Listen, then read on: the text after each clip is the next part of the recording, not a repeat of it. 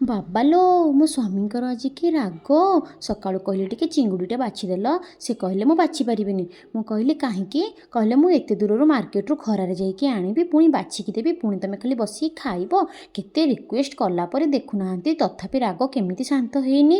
ଟିକେ ବାଛିଦିଅ କହିବାରୁ ସେ କେତେ କଷ୍ଟରେ ବାଛିଲେ। ସେ ଯାହା ବି ହଉ, ସ୍ୱାମୀ ରାଗିଛନ୍ତି ମାନେ ତ ତାଙ୍କୁ ଶାନ୍ତ କରିବାକୁ ପଡ଼ିବ। ତାଙ୍କ ମନ ଖୁସି କରିବା ପାଇଁ ଘରେ ଥିଲା ଆଳୁ, ବାଇଗଣ, ସାରୁ, ପୋଇ। ଭାବିଲି ଗୋଟେ ଚିଙ୍ଗୁଡ଼ି ପକେଇକି ବଢ଼ିଆ ଘାଣ୍ଟଟେ ବନେଇବି। ତାପରେ ତ ଆପଣମାନେ ଜାଣିଛନ୍ତି, ସ୍ୱାମୀଙ୍କୁ ଖୁସି କରିବାକୁ ହେଲେ ଗୋଟେ ସୁନ୍ଦର ରେସିପି ବନେଇକି ଦେଲେ ତାଙ୍କ ମନ ତ ପୁରା ଖୁସି ଆଉ। ଦେଖୁନାହାନ୍ତି ଏଠି ମୋର ତରକାରୀ ବି ରେଡ଼ି ହେଇଗଲା, ଆଉ ତରକାରୀ କେତେ ସୁନ୍ଦର ବି ଦେଖାଯାଉଛି। ତାପରେ ଆଉ କ'ଣ, ଗଲି ସ୍ୱାମୀଙ୍କୁ ମନେଇବା ପାଇଁ। କେତେ କଷ୍ଟରେ ମନେଇକି ଆଣିକି ଖାଇବା ଥାଳି ପାଖରେ ବସେଇଲି। ହେଲେ ସିଏ ତାଙ୍କ ରାଗ କ'ଣ ଜମା ଶାନ୍ତ ହେଉଛି? ଆଉ ସିଏ କ'ଣ ଜମା ଖାଉଛନ୍ତି? ଜମା ଖାଇବିନି ବୋଲି କହିଲେ। ଯେମିତି ମୁଁ ଚିଙ୍ଗୁଡ଼ି ତରକାରୀ ଆଗକୁ ଥୋଇ ଦେଇଛି, ବାସ୍ନାରେ ତ ଆଉ ରହିପାରିଲେନି ଆଉ।